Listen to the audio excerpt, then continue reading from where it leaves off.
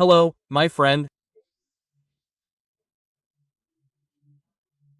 It's time for us to meet this Thursday, November 7th, Radio Broadcasters Day, because that was the day Ari Barroso was born, who made excellent talk shows, who broadcast soccer. He was the only one who openly supported a team, right? And he was a great composer of the second Brazilian anthem, Aquarela do Brasil, right?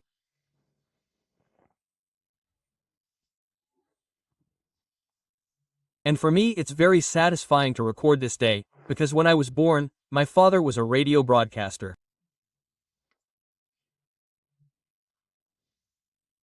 Well, he had a loudspeaker service, there was no radio yet. Later he went into radio. So when I was 7 years old, he put me on the microphone to play a child role in a soap opera. I stayed on soap operas, radio shows for a long time.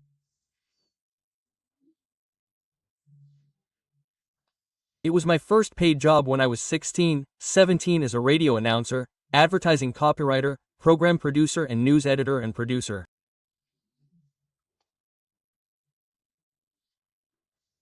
We did everything back then.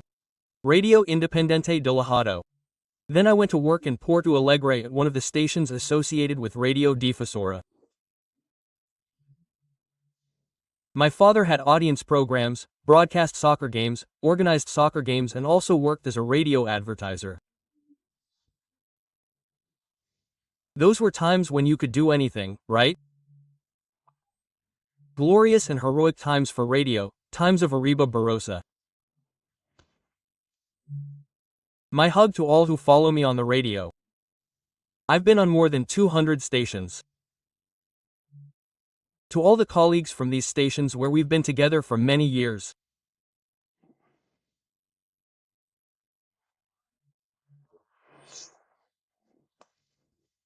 And in 1896, if I'm not mistaken, yes, a sad day for Brazil and the Brazilian army, the attack on the village of Canudos in Bahia began, as if Antonio Conselheiro were a great danger to the Brazilian Republic, the young Brazilian Republic.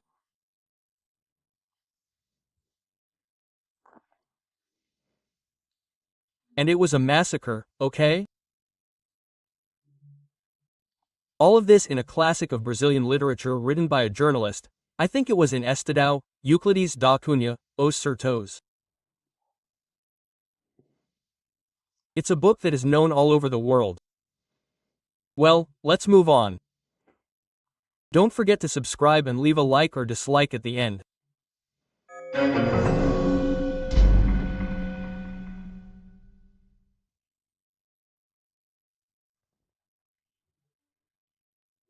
We wonder when people start talking about the presidential or gubernatorial or mayoral succession, when the executive branch's term hasn't even reached halfway through, it gets weird.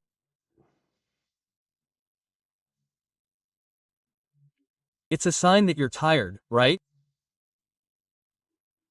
Here in Brasilia, where I've been for almost half a century, people say that the day that starts, when the janitor doesn't bring the coffee, is because the president's term of office has already ended, right? And I say, when people start discussing the mayoral or gubernatorial or presidential succession before halfway through, it's weird, right? It's a sign.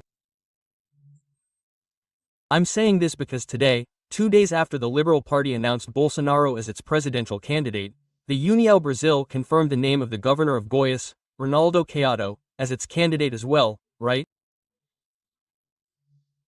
We even start thinking, are we going to divide the right wing for the left wing's Gaudio, right?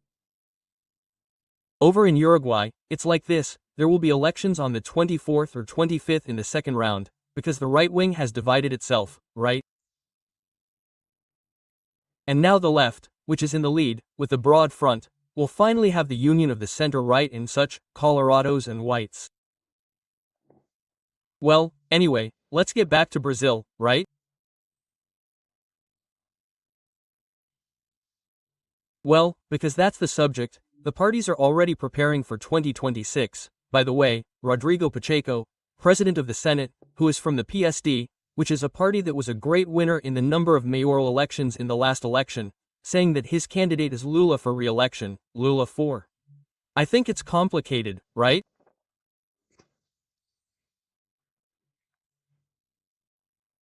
Because after that fall in the bathroom, saying that he was taking a shower on the stool, sitting on the stool, he fell backwards.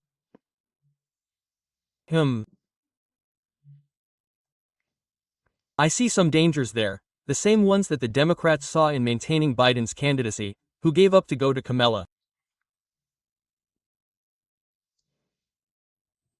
It didn't work either, but Biden would probably have had even fewer votes, right? Well, within this resounding victory of the Republicans everywhere. House, Senate, I didn't even mention it, right? In the Supreme Court, I would say that it is 6-3 for the conservatives as well, and it is also the majority of governors, right?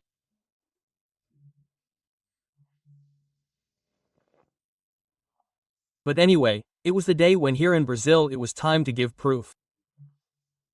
Dr. Freud explains it, right? In individual and social psychology, people show, look, President Lula is more popular than Malay H, and someone asked, no, but it is necessary to give proof, right, because it is down. Well, the president of the PT used a certain language. When something is public, we choose the language, right? Especially when occupying an important position, like the president of an important party that is the PT, which is in government, which has been in the presidency of the republic so many times. I said that Bolsonaro, by celebrating Trump, is being a sycophant, right?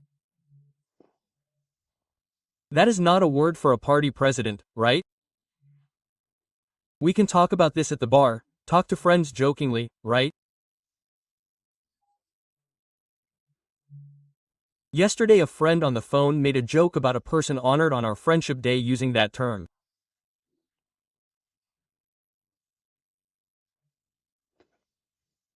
But people, in public, I said, finally, it's a kind of signature, right? Well, amnesty never. Nobody asked me without amnesty. So I keep thinking, right, about human imperfection, because gratitude is a quality, a feeling of gratitude.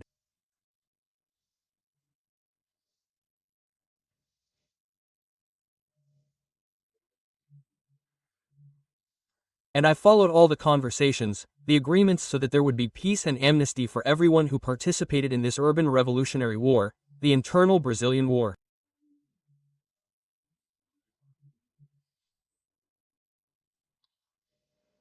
And everyone was amnestied.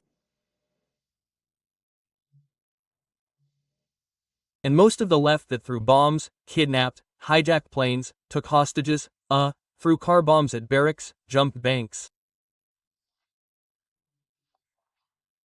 I was robbed by the armed revolutionary vanguard Palmares there in Viamão, I think in March 1970, if I'm not mistaken. Everyone was armed. If anyone fought back, they would be killed. Since there were so many deaths there, employees, right, of embassies, of the American German embassy, murders, right, they were amnestied even for blood crimes. Now there are lipstick crimes and there is no amnesty. By the way, it seems that Deborah had a hearing today, right? If she was a drug dealer and such, a custody hearing would already order her release, right, that kind of thing. Well, let's move on.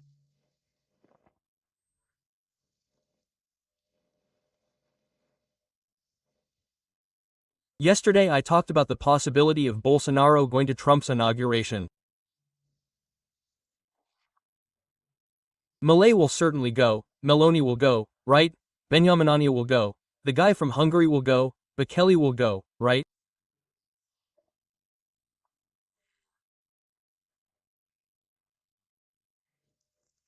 Well, I even wrote an article for Oeste magazine today saying, let's call Bekele to resolve our public security, because crime has been right in front of us for decades and we just comfortably watch the discomfort that this has already caused, right?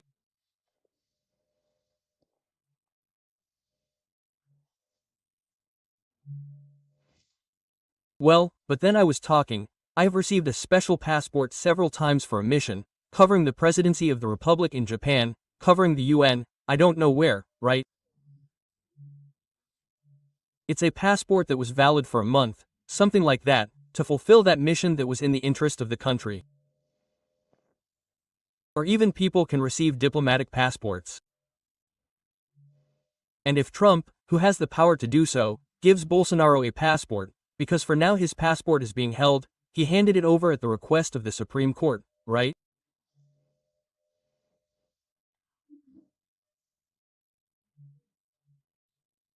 And if the President of the United States wants to invite a former president of a friendly country, a first-rate ally, right? The first country to recognize Brazil, Brazil's independence, those things, right? The United States.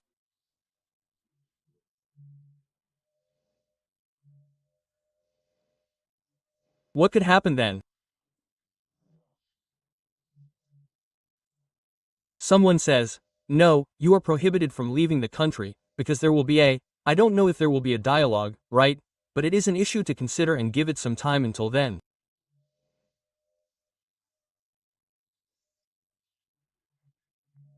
Well, I was talking about the United States. I saw on social media, people recorded themselves exploding because they lost the election.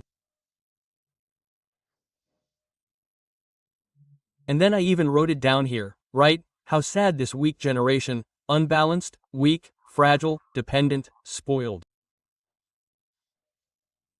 The world ends. They can't find within themselves the strength to know that this is the pendulum of democracy. Now some, now others, depending on the will of the majority. But they don't accept the will of the majority. It's the spoiled child who was contradicted by his parents and makes a big deal out of it, like we're tired of seeing today in shopping malls, right? Children who weren't educated at home, right, from an early age. Another thing they're messing with there is health issues. The lessons of the pandemic are already so great.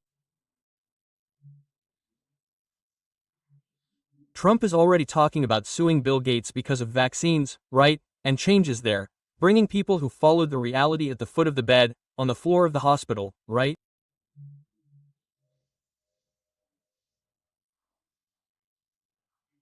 Well, this science is everyday science, where people learn from the patient, from the treatment, right?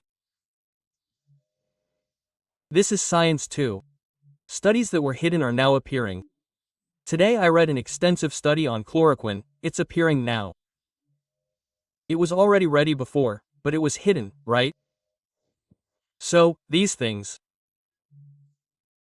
Well, and another incredible thing, today a jurist called me, a public speech in the United States withdrawing the accusations against Trump. Wow! This is a confession of frivolity, of use for political purposes. How does this testify against an institution? How dangerous? I'm saying this because I know that here in Brazil this also exists. The politicization of institutions that should be impartial, should be on the side of the law and only the law, right?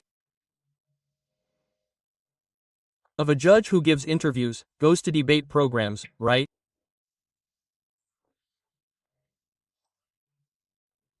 When the judge speaks in the high places, the judge is that balance, is in the middle between the defense and the prosecution, with the law in hand, lex, right, the public prosecutor's office, right, from the United States. And here I see, right? Well, there's another thing, just to finish, California was famous, right, for petty thefts, nobody does anything. They're repealing that law. In other words, the election was enough, nothing has changed yet, but people said, didn't we go overboard? It's because of the insecurity. The guy goes into the drugstore, the pharmacy, the supermarket, the store and starts taking things. They're small things, nobody can do anything, not even the security guard. Security was threatened, because now it seems that's going to change.